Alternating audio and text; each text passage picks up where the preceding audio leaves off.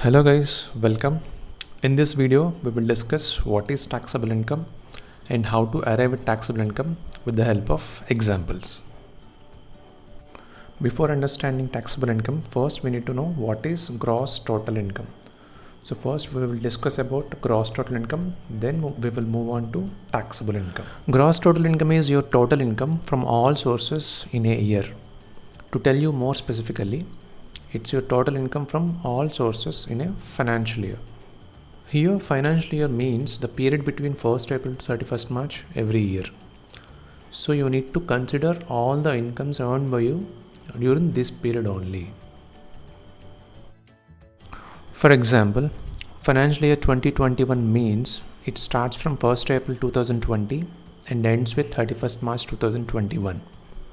Similarly, for financial year 2021-22, it starts from 1st April 2021 and ends with 31st March 2022.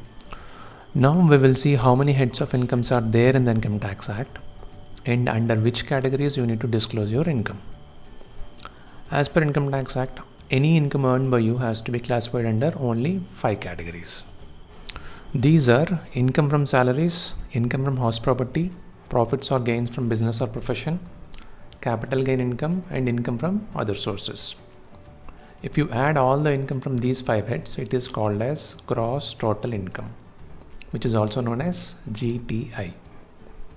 And to arrive at the gross total income, we need to consider clubbing provisions and set off of carry forward of losses. But we will discuss these topics later on. So for the time being, remember gross total income as the addition of all the incomes from various sources in a financial year. Now we will quickly discuss about each head. First one is income from salaries. In simple words, income from salaries is equal to your gross salary minus exemptions and deductions under the salary head. Do remember, these 3 deductions are different from deductions we claim towards LIC, medical insurance and donations, etc. These 3 deductions are specific to the salary income. If you have salary income, you will be able to claim these 3 deductions. Otherwise, you cannot. While LIC, medical insurance and other deductions what we claim under section 80C to 80U are from your gross total income. That means on your total income, you will get those deductions. So, in this table, gross salary is nothing but your CTC. Then, exemptions. There are many exemptions under section 10. But here for your easy reference, I have mentioned only 2 popular exemptions.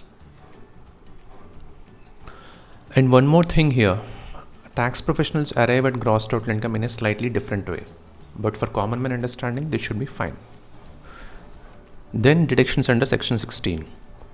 There are 3 deductions under section 16. They are standard deduction, entertainment allowance and professional tax. Standard deduction, as the name itself suggests, it is rupees 50,000 for all. Professional tax maximum deduction is rupees 2,500. Then entertainment allowance, which is allowed only for government employees, for which maximum deduction is rupees 5,000. For your understanding, I have mentioned all these details to arrive at income from salaries. But don't worry, if you are a salaried individual, all these details can be seen in your Form 16 provided by your employer. And one more thing, here I am not discussing in detail about salary deductions and exemptions, because my intention is to explain how these items will be considered in computing the gross total income. We will do a detailed discussion about those topics later on in a separate video. Next head is income from house property. Here you need to disclose your rental income from house property under gross annual value. Here I have assumed my rental income for financial year 2021 and 22 as rupees 1,20,000. Then deduct any municipal taxes paid by you during the relevant financial year. So here I have considered my municipal taxes as 10,000. So if you deduct municipal taxes from gross annual value, you will arrive at net annual value, that is 1,10,000 rupees here. Then you are eligible for 2 deductions under section 24. These deductions are again specific to house property income. So under section 24 you have again two deductions. One is standard deduction, which is actually 30% on net annual value. If you remember, we have already discussed one more standard deduction under the head income from salaries. But the difference is that standard deduction is fixed at rupees 50,000, and you can claim that standard deduction only if you are having salary income. Whereas this standard deduction is fixed at 30% of net annual value, and this can be claimed only if you have house property income. That is the difference. Then second deduction here is interest on housing loan. If you took any loan on the house, then such interest can be claimed here. Here I have assumed my interest on housing loan is 2 lakhs rupees, and my standard deduction is 33,000, which is 30% on this amount, 1,10,000. So altogether my deductions under section 24, that means deductions under house property head, are altogether 2 lakh plus 33,000, which is 2,33,000. So if I deduct these two deductions from net annual value, my net income from house property will be negative 1,23,000. That means here it is not income, it is a loss from house property. So this scenario is for rented property. So next we will see the scenario in case of self-occupied property. Now we will see scenario number 2, that is in case property is occupied by you, which is a self-occupied property. In that case, gross annual value becomes nil, because if you have any rental income, that you will disclose under gross annual value, otherwise it will become nil. And in that case, in case of self-occupied property, you are not eligible for any municipal taxes paid by you as a deduction here. So this is also becomes nil. So your net annual value becomes nil. Then deductions under section 24 also, you will be having two deductions. First one is standard deduction. Again, standard deduction is 30% on net annual value. Because here the net annual value itself is nil, you won't be having any standard deduction. So the only deduction that you can claim under self-occupied property category is your interest on housing loan. That means if you paid any interest on your housing loan, then that can be claimed as deduction here.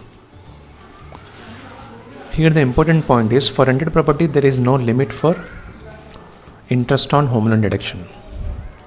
Whereas for self-occupied property, the maximum interest that can be claimed is rupees 2 lakhs. That means suppose for a rented property you took a loan and your interest amount for a financial year is rupees 3 lakhs. That entire 3 lakhs you can claim it as deduction under section 24 here, interest on home loan deduction. You can claim that 3 lakhs here in case of rented property. Whereas in case of self-occupied property, maximum amount that can be claimed as 2 lakhs only. That means even though you paid more than 2 lakhs, you will be eligible for only 2 lakhs here. That is in the case of self-occupied property. Whereas in case of rented property, there is no limit as such. Then next two heads are profits and gains from business or profession and capital gains. Necessity to report under these two heads arises only to few people, and hence I'll quickly tell you which types of incomes are reported under these heads. In some other videos we will discuss in detail. So first is profits and gains from business or profession. If you are a businessman or a professional, then your income from either business or profession shall be disclosed under this head. Whereas under capital gains head, any gain which is realized on sale of capital assets like land, building, shares, etc. shall be disclosed here. Next and the final head is income from other sources. It is called as a residuary head. That means any income earned by you which does not fit under any of the four heads shall be reported here. Bank interest, interest on income tax refunds, lottery winnings, family pension, etc. are few names which fall under this category. Hope you are clear with gross total income. Now we will define taxable income. Taxable income is gross total income less deductions from section 80C to 80U. We have already seen what is gross total income. From such gross total income, if you subtract the total amount of deductions, you will get taxable income. It can also be called as total income. Taxable income is nothing but income on which your tax liability is calculated as per the respective slab rates. So the next question arises is, what are the section 80C to 80U deductions? They are nothing but the deduction you claim for LIC premium, school fees, housing loan principal, medical insurance, interest on higher education and donations, etc. Now let's understand about the gross total income and total income with the help of two simple examples. Here I have given list of incomes earned and savings made by Mr. X during financial year 2021 and 22. They are salary income at rupees 50,000 per month, rent from house property at rupees 10,000 per month, profit realized on shares rupees 25,000 and interest from savings account rupees 15,000. X paid rupees 1,40,000 as LIC premium and rupees 20,000 as donation. Out of these components, first we will identify incomes and respective categories under which they fall. Later we will identify investments made out of such income. If you see here, first four components are incomes and next two components are investments. In the beginning of this video, I have mentioned that gross total income means income from all sources in a financial year. So for entire year, you need to calculate the income. Now let's calculate income from financial year 2021-22. Let's start from here. Monthly salary is rupees 50,000. This comes under the head income from salaries. And total salary for the financial year is 50,000 into 12 months, that is rupees 6 lakhs. Then house rent income, which is rupees 10,000 per month, which falls under the head income from house property. And for the whole year it is rupees 10,000 into 12 months, that comes to rupees 1,20,000. Next comes profit of rupees 25,000 from sale of shares, which comes under where? It comes under capital gains. And finally, bank interest of rupees 15,000 comes under income from other sources. Now, if we add all these together, it is called as gross total income, which is amounting to rupees 7,60,000. And X is also contributed rupees 1,40,000 for the LIC and rupees 20,000 for the donation. So these two comes under deductions. These deductions comes under section 80C to 80U.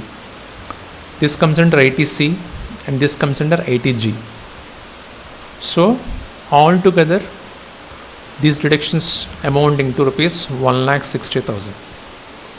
So if you deduct this 1,60,000 from 7,60,000 rupees, then the resultant figure, which is 6 lakhs rupees, will be called as taxable income. Because what is taxable income? Taxable income means gross total income minus deductions under section 80C to 80U. So this is scenario 1.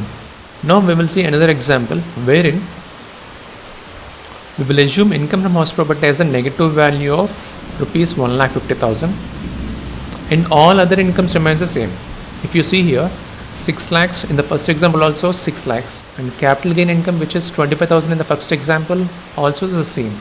Then in scenario 2, gross total income will become 4,90,000 because negative value was adjusted with the positive value of salary income and the balance amount after adjustment was rupees 4,50,000, because if you subtract 6 lakhs minus 1,50,000, balance is how much?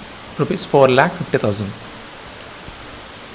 So to this 4,50,000, if you add capital gain income of rupees 25,000 and income from other sources of 15,000, then your gross total income will be rupees 4,90,000. Then if you subtract your deductions under 80C to 80U, then your taxable income will be 3,30,000. So we have derived gross total income and then taxable income.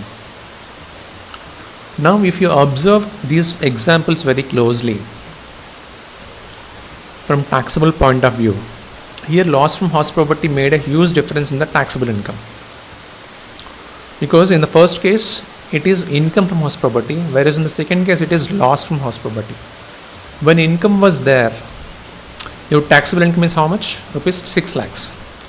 When loss was reported under house property head, then your income came down to rupees 3,30,000. If you remember, earlier in the video I have mentioned that the positive value will increase your tax liability, whereas negative value will reduce your tax liability. In the example 1, taxable income is rupees 6 lakhs, whereas in the example 2, taxable income of X is only 3,30,000. What has contributed the reduction of rupees 2,70,000 taxable income? Simple, one and only component, that is loss from house property. I won't talk about tax planning from house property loss now. I have taken this example of house property loss because many will claim their interest under self-occupied category. So for better understanding, I have mentioned this example. Hope you can calculate your taxable income now. Now let's quickly revise what we have discussed till now. We have learned 3 concepts here. First, we have seen gross total income. It's nothing but your income from all the sources in a financial year, meaning your income from all these 5 heads. What are the 5 heads? Income from salaries, income from horse property, profits and gains from business or profession, capital gain income, and income from other sources. We have also discussed about the financial year. It is a period of 12 months from 1st April to 31st March every year. And then taxable income, which is gross total income less deductions from section 80C to 80U. Hope you understood the concept. We'll catch up with another interesting video very soon. If you enjoyed the content, like it. If you have any queries or suggestions, please comment. Thank you for watching.